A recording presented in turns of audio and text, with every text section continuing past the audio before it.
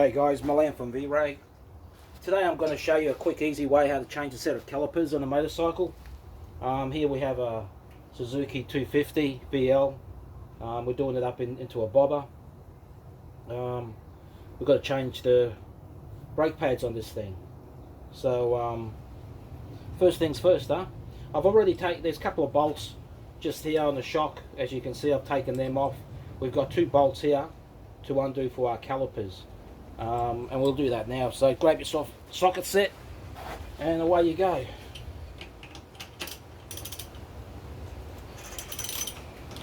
Most bikes are pretty much the same. Calipers come off the same way.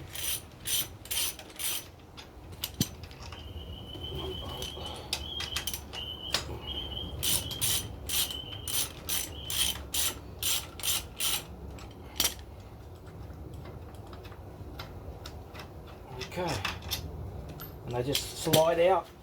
Just take it gentle. That's it. Okay, so most bikes are the same. They'll have a pin running through to keep the brake pads in place. As you can see, these ones have had it. So these ones here have a bolt just here, which keeps them in place. So we get an Allen key on this one. We undo it. Some might have a pin through with a split ring on, split pin on the other side, but pretty much they're all the same. Okay, so that's that. So we'll just carefully pull the brake pads out, and that's it. Have a look. If it's dirty, or clean it out. But that looks pretty good. Okay, so that's our brake pads. You can see these have had the ghost. That's why the bike didn't stop. So we'll put a set of new ones in. So what I like doing is when I get new pads, I get a bit of 120 sandpaper. Just give them a bit of a scruff. Like that. Just to get all the grease, oil, whatever might be on there. And they're ready to be installed. So a lot of people will shy away from doing this. They'll take it down to their local dealer and get hit up for a price. But I think anyone really can do it. So first things first, we'll grab a brake pad and we just sit it in position where the other ones came out. So they'll just clip in like that. That's about it. Okay.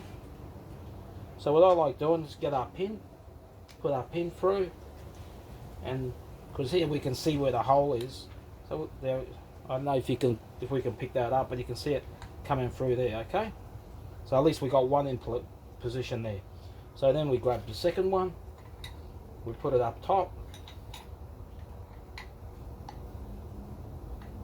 just in position, same as the first one. That's it. As you can see, it's held inside there. And then the pin will hold the rest. We'll put the pin through and we screw the pin in.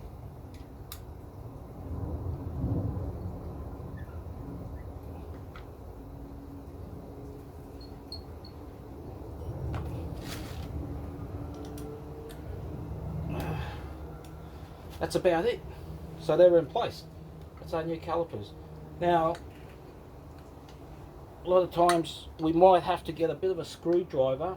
You got to be careful, just to open up that piston a little bit, because with your old calipers, we didn't have that much pad, so they would have closed up a bit, and this piston inside here would be closed up, and if we try to get it in, the disc is got to be too big. So we just put our screwdriver in there, and just gently, if it's not moving, you might have to take the pads out, put a G clamp on, and screw it down just to open them up. Just check, make sure they're all everything's in the right position, and everything looks good. So away we go. We just put them on gently, like that, and we push them on. Okay, we line up our holes. Put one in. Put the bottom one in. So really, it takes. I've done this for a few mates, and it takes a couple of minutes, and doesn't take long. And you take it to a dealer, they might hit you up $100, $150 to do it. But seriously,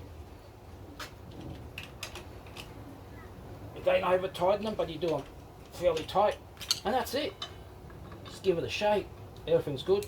So once I'm making up a custom fender for this one. So once I get that done, they'll be screwed up there. You check your reservoir up there for your brake fluid. Make sure it's filled up, and that's about it. That's how quick it is to change brakes. But I do advise, before going out for a ride, find yourself a bit of a hill, roll backwards and slam your brakes on a few times, and then go for a light ride just to bed in your brake pads. And that's how easy it is.